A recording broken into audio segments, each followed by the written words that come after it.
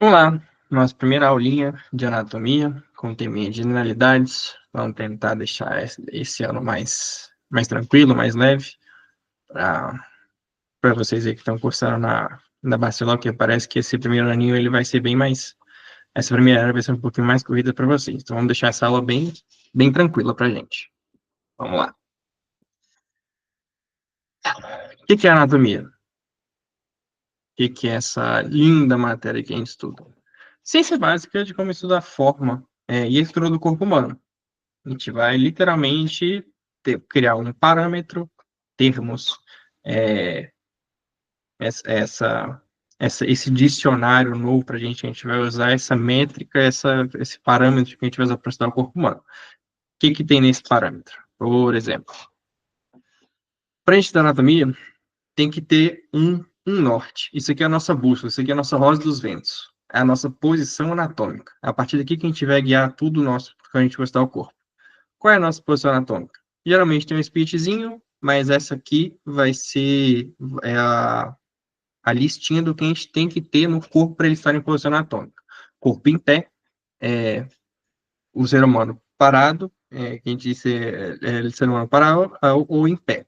Com a mirada para frente, ou a vista hacia adelante, mirada para frente, palma da mão virada para frente. Você também pode encontrar em livros escrito com a mão em supinação, mão em pronação, mão em supinação. Com ela aqui do lado do corpo, a mão vai estar em supinação com as palmas das mãos para frente. Membros inferiores juntos e com os pés para frente. Esses são os detalhes-chave da posição anatômica na hora que a gente tem que ter em conta na hora de estar descrevendo alguma coisa para o nosso professor. E,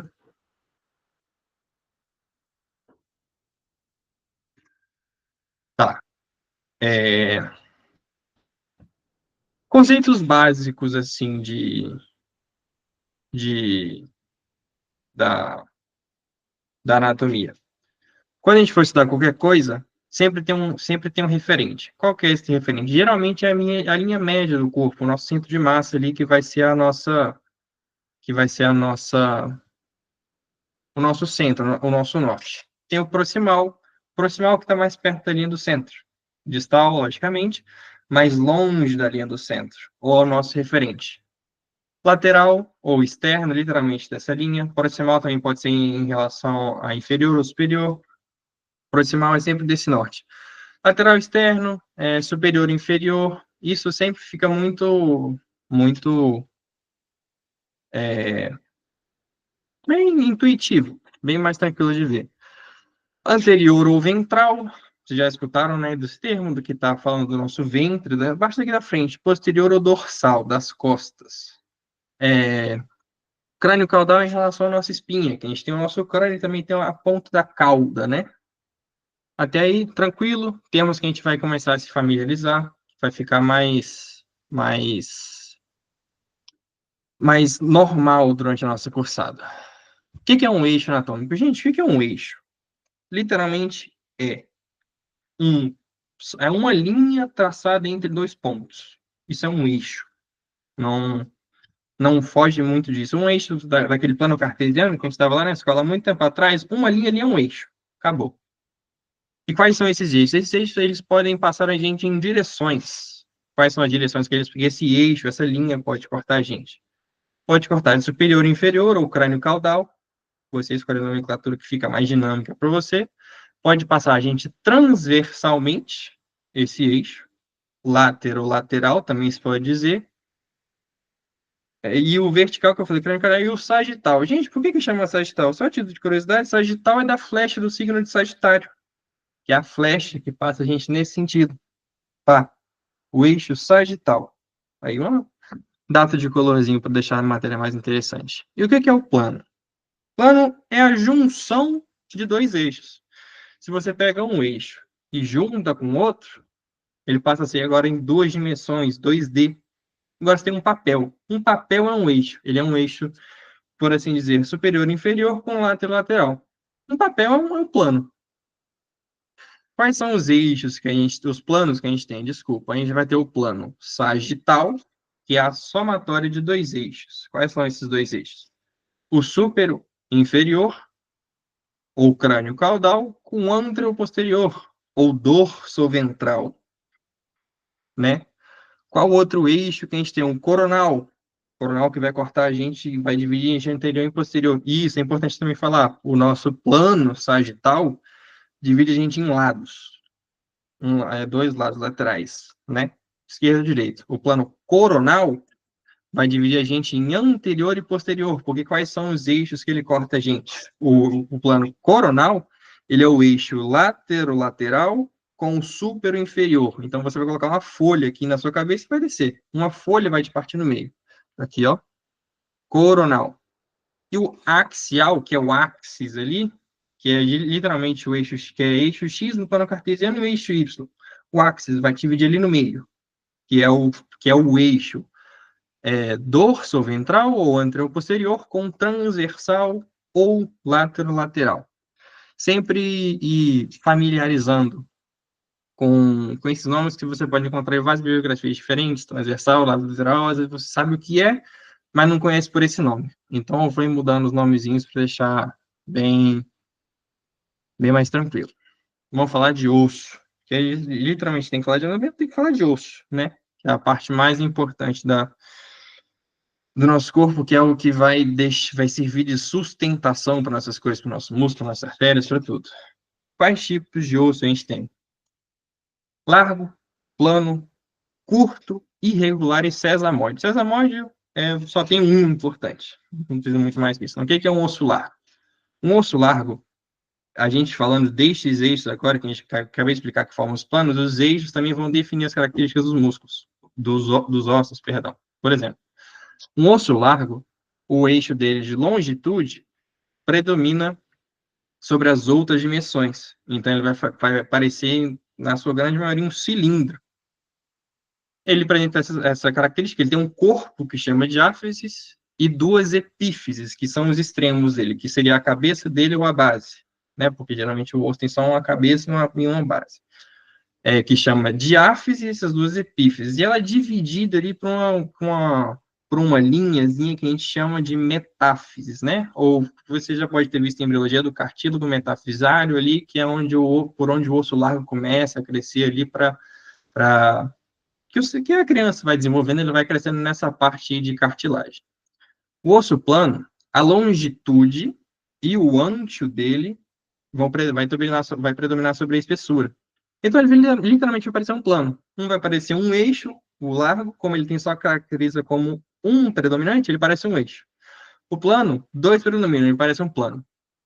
E qual é a função do osso plano? Basicamente, ele forma cavidades, por exemplo, a escápula, costelas, que são ossos planos, ele forma cavidade aqui dorsal, cavidade torácica. E também brinda um pouquinho também de, de proteção. Osso curto, ninguém predomina sobre ninguém. E ele é feito para suportar pressão, ele aguenta peso, ele é forte, ele é rígido. Por exemplo, os ossos do carpo aguentam pressão na hora que a gente vai fazer flexão, na hora que a gente está levantando de alguma coisa.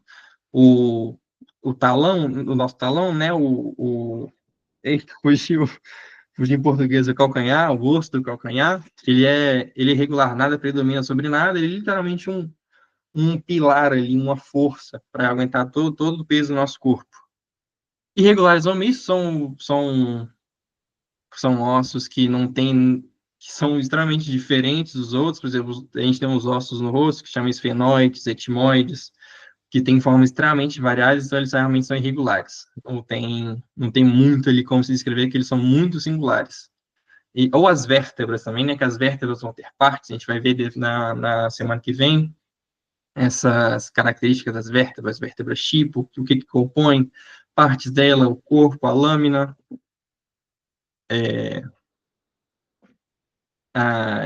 nada. Os ossos sesamoides, o que são os ossos sesamoides? Se caracterizam por eles arrocharem-se no interior de um tendão. Tranquilo? E a gente tem pouquíssimos ossos sesamoides, tem os dois mais famosos, que um que fica na mão, e a nossa patela. Para quem não sabe, a nossa patela começou dentro de um tendão, à medida que a gente foi desenvolvendo, né? Então, nada. No meio das provas, a professora sempre pede, gente, me dá um exemplo de dois exemplos de ossos sesamoides. A gente tem três, né? Um no pé, um na mão e a patela. A pessoa nunca lembra da rótula da patela, sempre fala, não, o da mão. E sempre tem esse mais óbvio, mais importante, né, do joelho, que é extremamente, que é uma matéria que você não pode ir para a prova sem saber, e você nunca lembra de falar patela. Aqui estão os exemplos, aqui, ó. Aqui, muita gente confunde, a gente tem que tomar muito cuidado na hora que você for estudar os ossos. O que eu vi de gente na minha prova ficando nervoso, e isso é uma parte inevitável. A prova oral, muito provavelmente já ter preparado, você vai ficar nervoso, essa parte não tem como fugir, então, nada, fica, geralmente, tem a parte que você não tem controle da prova. Qual é a parte que você não tem controle da prova? O professor que vai te tomar, ou o ajudante que vai te tomar. E, geralmente, ele pode ser extremamente solícito com você, muito tranquilo, ou ele pode ser mala onda, vai te deixar nervoso, não vai te tranquilizar, e essa parte ele vai ter que participar um pouquinho mais ali do seu consciente e deixar mais tranquilo, para você não errar na hora de ter essas descrições. Por exemplo, eu já vi muita gente, por nervoso, falar que isso aqui é um número. Tem que tomar muito cuidado. Lembra bem, mas gente, isso aqui é um fêmur. Ele é um osso largo que a gente consegue ver as características, aqui a gente consegue ver o coxo anatômico, a cabeça do fêmur, os trocânteres. Aqui, geralmente aqui, que termina o cartílago com o tragal, não sei se dá para ver meu mouse, está dando para ver ali sim, aqui fica a metáfises, que é onde geralmente está o cartílago metafisário, que divide em uma diáfises, que é o corpo, e duas epífises. Isso aqui é uma escápula, ou você pode encontrar o nome também em bibliografias antigas como omoplata ou omóplato, né, em espanhol, que é um osso plano, você consegue ver que é o eixo lateral superior e o superior inferior, sendo maior que o antio, né, que é o espessor dele, na verdade, perdão. Isso aqui é uma vértebra, por mais que não pareça, isso aqui realmente é uma vértebra, nosso atlas, né, a primeira vértebra cervical. A gente vai ver isso lá com ele, que ele é extremamente perguntado. Na semana que vem a gente vai falar desse carinha aqui. E aqui a gente tem um pé que a gente consegue ver aqui um de cada cor. Um de cada cor, perdão. Um de cada tipo. Um osso largo, um osso plano, um osso irregular. E agora a gente tem aqui os ossos curtos, que eles são basicamente a função deles de suportar a pressão. Muita gente também ainda confunde as falanges aqui, por exemplo. A gente tem um metatarso. Não confunde também, gente. Nossa, até ajudante confunde isso. Carpo na mão, tarso no pé. Muita gente, isso, eu já vi gente desaprovando por causa disso, falando metatarso na mão e metacarpo no pé. Ao contrário, é detalhe besta que o povo sempre erra, também por nervosismo. Sempre tomar muito cuidado com isso. Falanges, por mais que eles pareçam curtos, são ossos largos, tá? Isso aqui é mais de curiosidade, quando a gente for estudar a gente vai ver isso aqui de novo. Como é que o nosso esqueleto está formado, basicamente? Elas têm duas classificações. A gente tem um esqueleto axial, que é o nosso, entre aspas, nosso centro, e o apendicular, que está pendurado nele, literalmente. Está preso ali por alguma cintura, né? A cintura, um cinto mesmo que te prende ali, o cinto que mantém a sua calça, exatamente. Por exemplo, o seu cóccix é o cinto que mantém as suas pernas, não tem outro.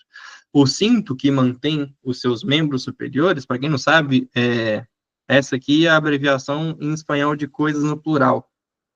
Membros superiores, membros superiores. Você já viu também, deve ter visto em algum lugar, Forças Armadas, FFA. Então, você já pode também acostumar com bibliografia, alguma ponte que você for estudar, pode ter abreviação das coisas assim. O nosso esqueleto axial, crânio, cara, e o tronco com as costelas. Esse é o nosso esqueleto axial.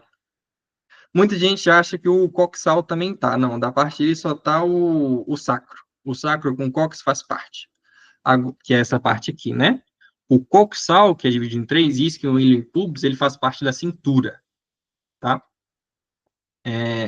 Aqui das cinturas. Olha, eu já confundindo também. Cinturas fazem parte do esqueleto axial, sim. Já me corrigi aí, perdão, errei. Cinturas fazem parte do esqueleto axial, o que não faz parte são só os membros, do húmero para baixo ou do fêmur para baixo.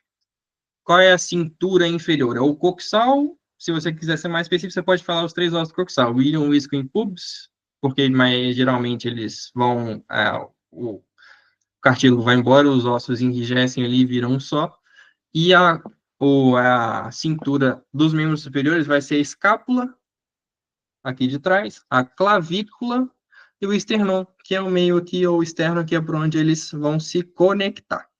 Tranquilo? Que vai deixar a cintura bem, bem estabilizada. Agora, essa é a parte que ninguém gosta das generalidades, é que ela vai ser cobrada durante toda a sua era. Se você errar isso aqui, vai tirar problema. É a articulação. Definições, gente, pergunta para o professor que você está tendo aula qual é a definição dele. Porque se você for de acordo com o professor e você está tendo aula com outro, você não vai estar errado. Mas o professor que você está fazendo tem que aceitar. Por exemplo, o que é uma articulação? Por que uma articulação está formada? Distintas partes constituem um esqueleto, se vinculam entre si mediante tecidos e outras e estruturas. E estruturas. E ninguém especificou nada de que estruturas são. Aí eu adiciono essas conexões interósseas, são as articulações. Mas, gente, sempre tem aquela exceção para encher o nosso saco. Não tem como.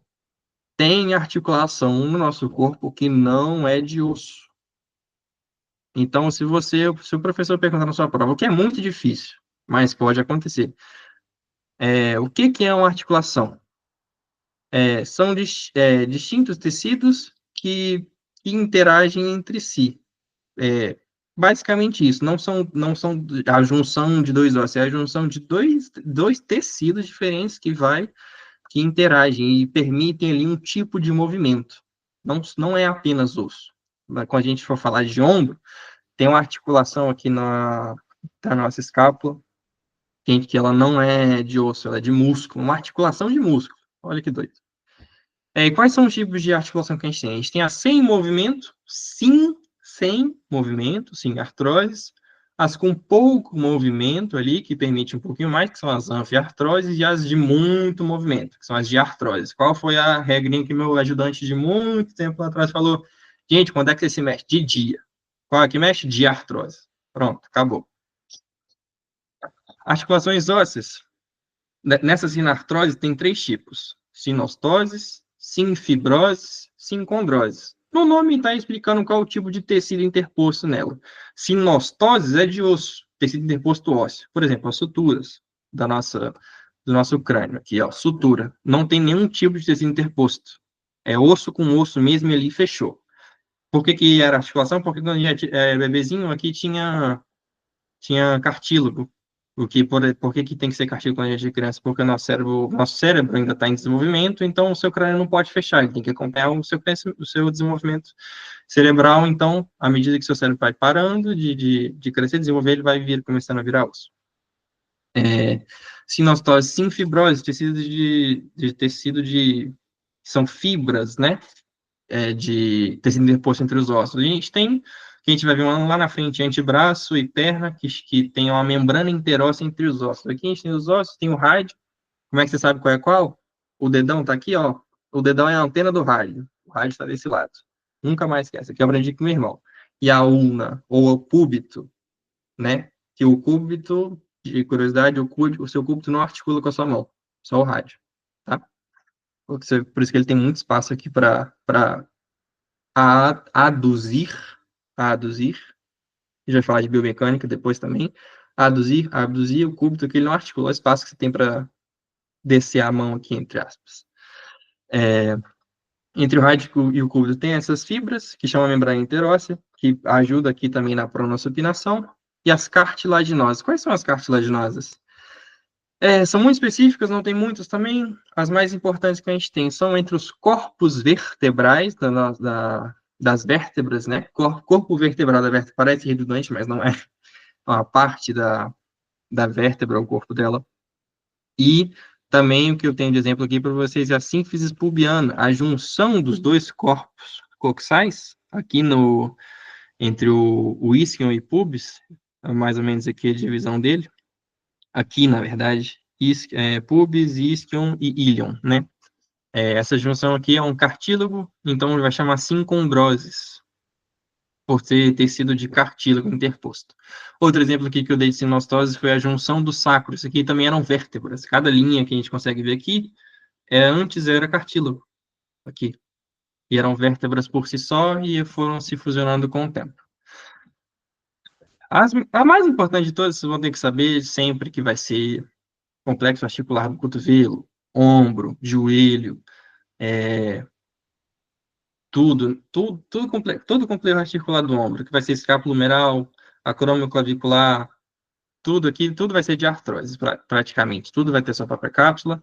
Então, das diastroses, vocês vão ter que saber o máximo de, de características possíveis, né? Para você conseguir descrever o mais tranquilamente possível para o seu professor. E quais são essas características? Entre esses ossos das articulações de sinoviais, também conhecidos como de artrose, de muito movimento, a gente vai ter uma cápsula que vai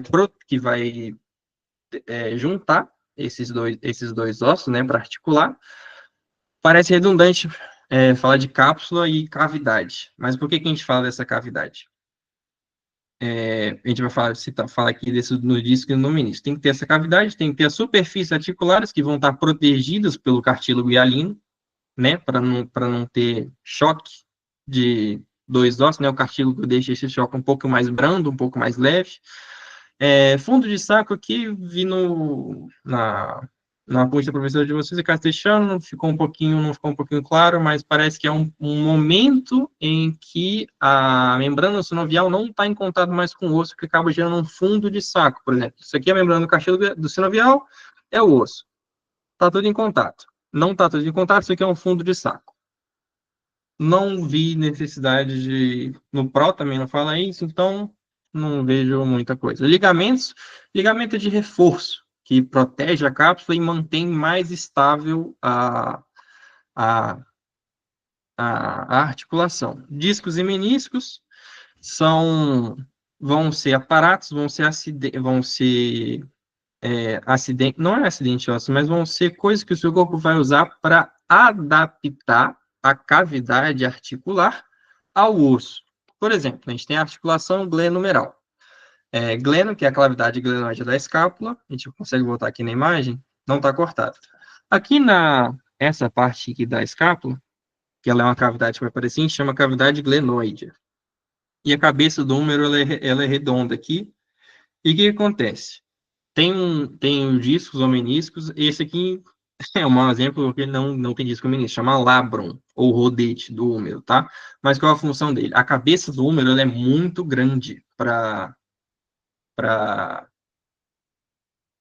a cavidade glenoide. Então, o labrum, ele cresce um pouquinho mais, essa cavidade glenoide, para encaixar perfeitamente dentro na cabeça do húmero e permitir ele um movimento mais fluido, mais tranquilo, que você consegue fazer muita coisa com os membros inferiores, né? Com os braços.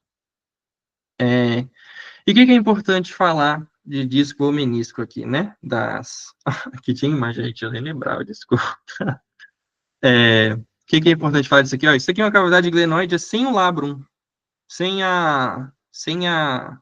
o meio de adaptação dele. Olha o tanto que sobra, né? Da cabeça do húmero. Com o labrum, você veria muito mais tampado que a cabeça do húmero, estaria muito mais protegida, né? E o que é importante falar disso aqui? Vocês vão ver também que tem articulações complexas. E isso vocês vão ter que levar em consideração o que o professor de vocês vai falar.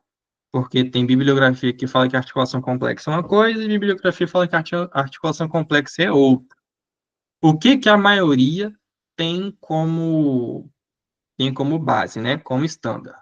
A articulação complexa é aquela articulação que tem meio de adaptação, disco-menisco, ou labro, por assim dizer, mas que a bolsa articular, a cápsula articular da articulação, ela está compartimentalizada. Ou seja, eu tenho uma cápsula articular aqui. Agora eu vou ter um compartimento nela. Vamos compartimentalizar a cápsula aqui. Só pegar uma chave. Só uma chave aqui mesmo. Cápsula articular, compartimentalizei. Agora ela está dividida em duas, né? Tem duas coisas aqui agora para compartimentalizar a cápsula. Tem uma parte de cima e uma parte de baixo. Não compartimentalizada, compartimentalizada. Isso já é o suficiente para falar que a articulação é complexa. Muita gente vai falar que tem meio de adaptação disso com o menisco, é complexo.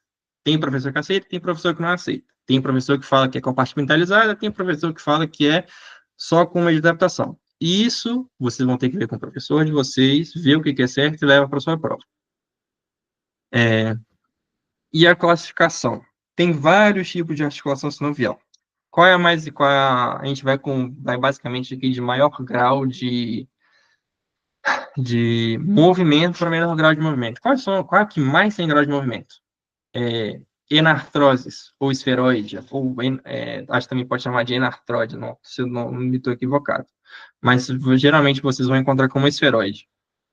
As principais são glenomeral ou coxofemoral. As principais também, se pedirem outra articulação esferoide, fala húmero radial. Mas geralmente isso aqui vai só para o 10. Mas são as principais, são as dos membros mesmo. Que é que permite maior movimento, né? A gente consegue fazer abdução, adução, aproximar os membros da linha central do corpo, é a adução. A abdução a gente separa. Como é que sabe qual é qual? Qual palavra é maior? Adução ou abdução? O B, ele está separando a palavra ali no meio. Abdução. Tirou o B, encurtou a palavra. Adução. Não esquece mais. Ela pode fazer, como é esferoide, ela é multiaxial. Ela consegue fazer movimento em todos os axes, né? Em todos os eixos. Lateral, anterior, posterior, superior, inferior. A gente consegue subir e descender aqui a articulação. A gente consegue fazer a protrução ou a retropulsão. Então, essa articulação serve para tudo. Esferoide. Agora são as articulações trocoides. A articulação trocoide, ela é basicamente isso aqui, ó. Ela tem alguma coisa para sustentar que ela vai permitir a rotação. As principais articulações trocoides que a gente tem aqui na nossa cervical, entre a C1 e a C2, que é entre o atlas e o axis, que vai permitir a rotação da nossa cabeça, que é para mexer a mirada. Falar não. É uma das mais importantes que a gente tem aqui, ó. Inclusive é a imagem que tem aqui, o atlas e o axis. Ela é uniaxial, só permite isso aqui. É o único movimento que ela permite. Nada mais. Agora, a articulação ringlimotroclear.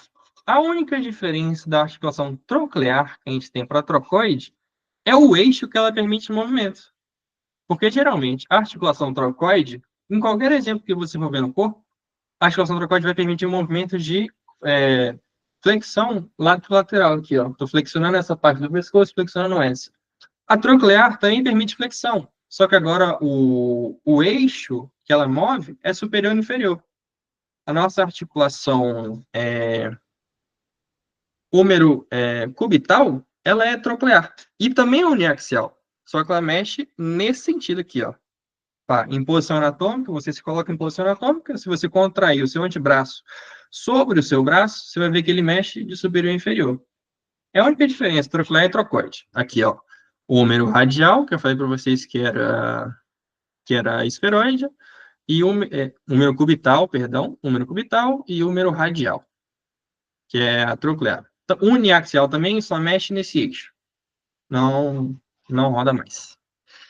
E articulações planas. A articulação plana aqui permite deslizamento. Ela faz literalmente esse movimento aqui. Isso aqui você também vai falar com o professor de vocês, porque tem gente que fala que ela é uniaxial, porque literalmente só está fazendo isso aqui, mas também fala que mexe em vários axis, porque também pode fazer isso aqui.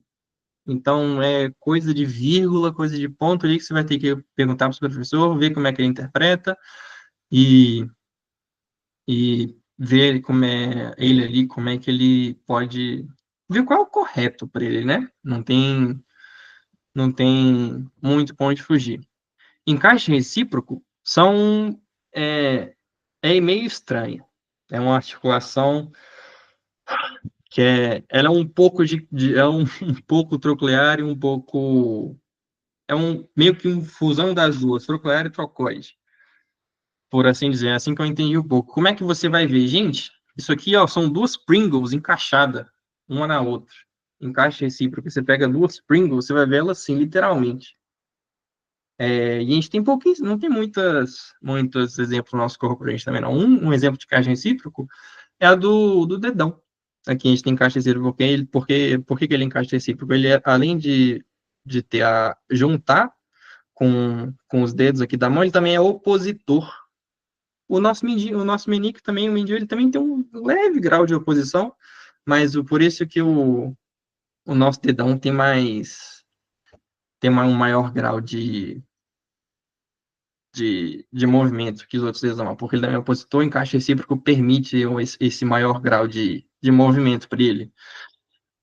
E as condilhas, ela também é conhecida como elipsoide. Ela é uma esferoide com um pouquinho menor grau de movimento. E essas duas que eu estou falando para vocês, elas são biaxiais, tá? Elas mexem em dois eixos, aqui e aqui. Outra exemplo de condilha que a gente tem é do joelho, articulação entre o fêmur e a tíbia. Outra biaxial que a gente também tem condilha, ou elipsoide, é a radiocarpiana. Igual eu falei para vocês, radiocarpiana tá certo.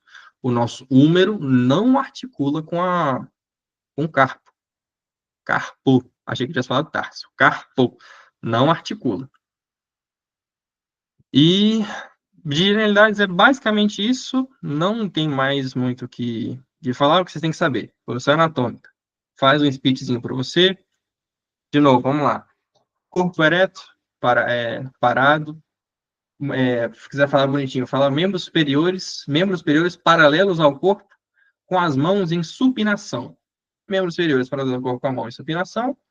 Pernas estendidas com os pés para frente. E mirada também hacia adelante. Beleza? Posição anatômica. Tipos de osso: largo, curto, plano, largo, curto, plano, irregular, sesamoide. Pneumático, ninguém liga, basicamente. Largo, predomina a largura sobre os outros dois eixos. Plano, largo e ancho sobre espessor. Largo é função de palanca, de alavanca. Plano, formar cavidades e brindar proteção. Osso curto, nenhum eixo predomina sobre nenhum. Ele vai parecer um cubo. Função dele, suportar pressão, aguentar peso. Carpo, aguenta peso, aguenta pressão.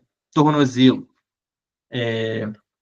Osso irregular são ossos extremamente singulares, que a gente não consegue classificar para nada, basicamente. A gente vai ter esses ossos aqui no nosso crânio, que vai ser, vocês vão ver principalmente os esfenoides ou etimoides, são os maiores exemplos.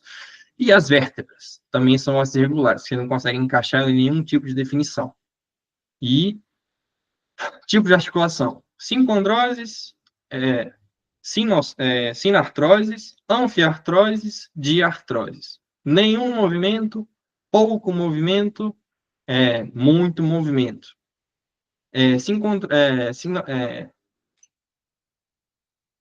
Sinartroses famosas, suturas, crânio, de novo, suturas. Não permitem movimento, mas são articulações, sim. Sutura dentada, sutura lambdoide, que a gente não consegue ver aqui, lambdoide porque tem a forma do lambda, né? Anfiartroses, que brinda pouco movimento.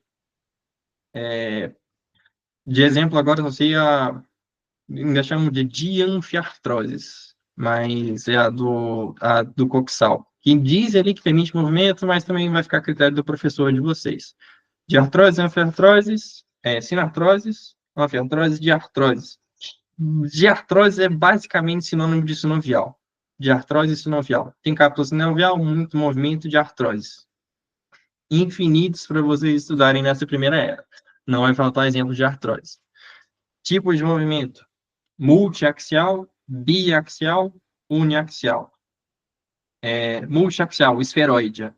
Não tem outra. É a única articulação, é o único tipo de articulação multiaxial que você vai ter. Agora você vai ter biaxial. Quais são as biaxiais? Com dia e encaixe recíproco. Encaixe recíproco você também pode encontrar como cicha de montar. Cicha de montar é a sela do cavalo. Literalmente aquilo ali. Eu prefiro a batata Pringles, mas também fica como a cela do cavalo. E as uniaxiais vai ter a trocoide, que permite o movimento nesse eixo aqui, e a troclear, que vai permitir nesse eixo aqui, basicamente. Mais alguma coisa? Eu acho que está faltando? Acho que não. Bom, mas é isso. Alguém tem alguma dúvida? Alguém sente que eu pulei alguma coisa, que você não entendeu nada? Alguma coisa a aportar? Não, pra mim não. Pra mim já foi. Tá ótimo. Entendi tudo. Tudo Bom, certo. não, tranquilo, então. Nada, só para avisar para vocês, essa foi a primeira aula. Semana que vem vai ter aula de coluna, que eu sei vai dar um pouquinho de medo também às costas, porque dali já tem muita articulação, muito ligamento, muita, a gente chama de elemento nobre, né, para cuidar, e muito provavelmente semana que vem a aula também vai ser gratuita, no mesmo horário, quarta-feira às 18. Vocês também estão convidadíssimas para a aula, eu vou tratar de fazer também o mais solúvel, mais tranquilo possível para vocês entenderem, né? Não só decorar, para deixar o mais tranquilo para vocês. Beleza? Tá bom. Tchau, tchau. Obrigada. A aula foi ótima. Nada, que eu agradeço a presença de vocês. Boa noite, tchau, tchau.